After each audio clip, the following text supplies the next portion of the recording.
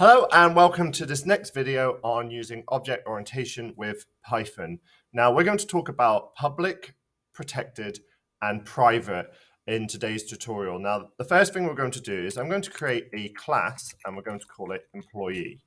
Now, as we have learned in all of our videos so far, we have to initialize it. And what I'm going to do is I'm going to use self, and it's going to be name and salary, okay? In fact, just so you understand that, we're going to do that. Now, all variables and methods are public as default in Python. So as long as we understand that, you'll know that you don't really need to specifically make something public. So my amigo and self.name equals name, and self.salary equals salary. They're public and they can be accessed from anywhere within the program. So you can now, if I wanted to use this, all right, I can access the employee's class attributes by initializing it. So I'm going to say Ray equals, and we're going for employee, open our brackets, and you can see there it's because of the environment that we're using, it tells me what it wants. So I'm going to go Raymond, and we're just going to put in a ballpark figure. And now, if I were to say, for example, print, I'm going to go for ray.name or print ray.salary. Let's run this program because that object has been used. I know we're not doing this with functions, but I thought it would be easier to show you with variables to begin with. So if I run that now, you can see it's able to get it. So that's public. That can also be used anywhere else in your program. If I have other objects within it, I can, so for example, I can import variables backwards and forwards. Now, that was an example of doing this public, all right? So if you need to pause the video and refer to that, there's not much to it, to be fair. You're just understanding that there's no naming conventions, there's no changes. You are just using self.name and so on. Now, here is the tricky thing. If you are doing your A-level or you're doing any course and you're talking about doing things in a protected way, what we are doing is, again, I'm going to create the class again, but I'll comment this out. We're going to create class. We're going to go employee2, just so you can see the difference, all right? Now, with Python, there's not really a protected member. In what sense? As you can't technically actually protect data from being changed, all right? In C++ and Java, yes, you can make it so that it is only accessible from within the class and its subclasses, but in Python, you can only do it through a naming convention. So the point of protecting information is so that you can only use it within the class. Unfortunately, Python isn't as sophisticated as some of these in the sense that we have to make sure that we have to use a naming convention instead. So what we're going to do here is we're going to use an underscore. A single underscore is what we use to protect things. So let me just make a note here. We use a single underscore to protect things, okay? This is the same with methods as well. So if you wanted to protect a method, you do a single underscore. So what we're going to do here is we're going to define, I'm going to initialize again, and we're going to go cell name and salary. Okay, so this bit is pretty similar.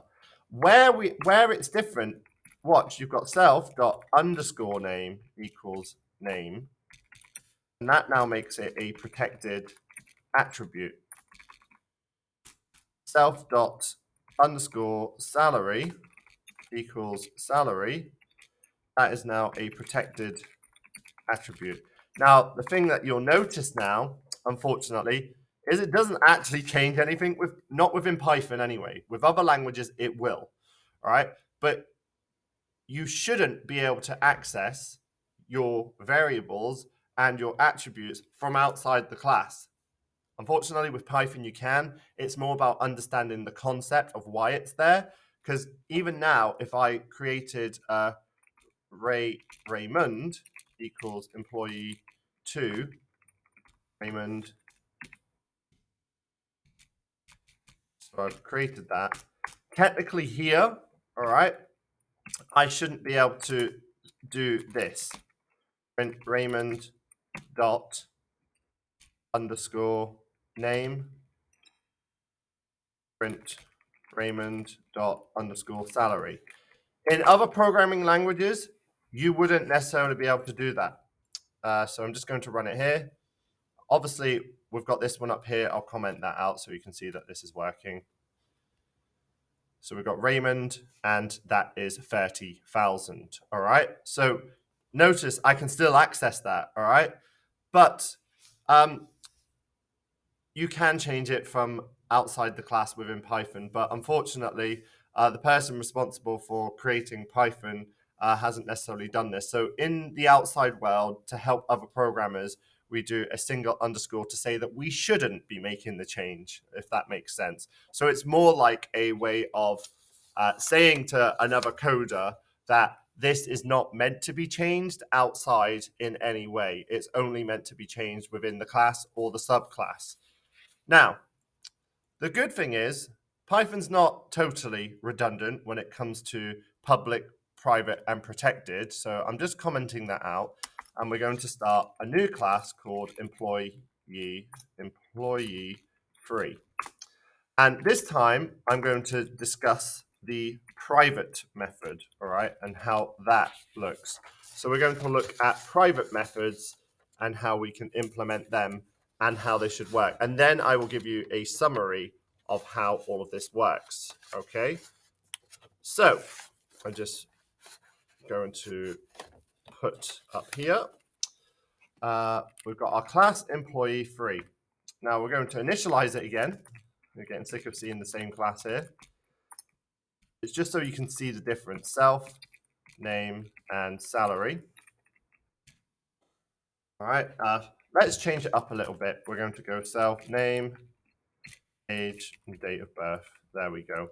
Now, notice what I do this time is I'm going to go self dot underscore underscore name equals name. All right, this time it is private. Self dot underscore underscore age equals age. Again, it is private. Self dot underscore underscore date of birth equals DOB equals private. So we've now got 3 private attributes. All right. Now let's try and access those attributes. All right. So what we're going to do is, again, we're going to create, let's go for Raymondo this time. All right. We're going to give myself another name. So Raymondo equals, and we're going to use employee free. All right. Employee free, and I'm going to put name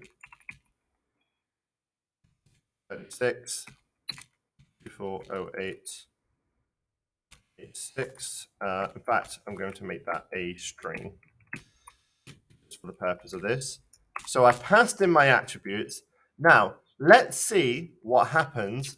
So I've commented out all the other code so far. We're now on protecting. Let's see what happens now when I try to run this. So I'm going to say print, and we're going to go Raymondo dot, and we are going to go for underscore, and we're going to go for underscore employee free underscore underscore. I'll explain why we're doing this in a minute. Age. Let's print out that and see what happens there.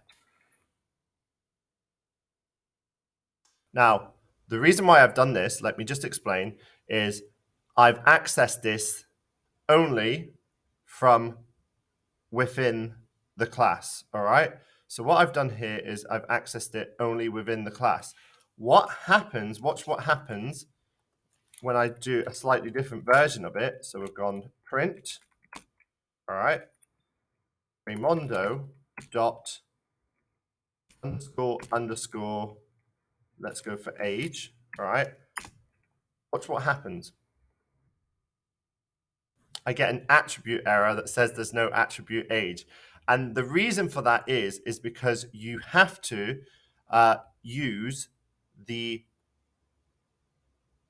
class name, all right? So that means that by declaring it private, nobody can access it from anywhere outside the class. You can't touch it, all right? Any attempt will give you an error. So this makes sure you are only accessing it within the class, all right?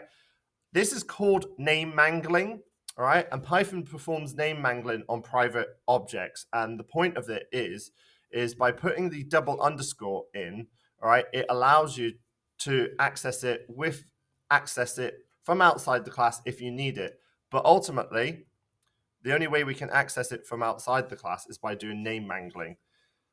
Realistically, you can see how this has made it private, and I can't just call on it. I can only work on it within the class, all right?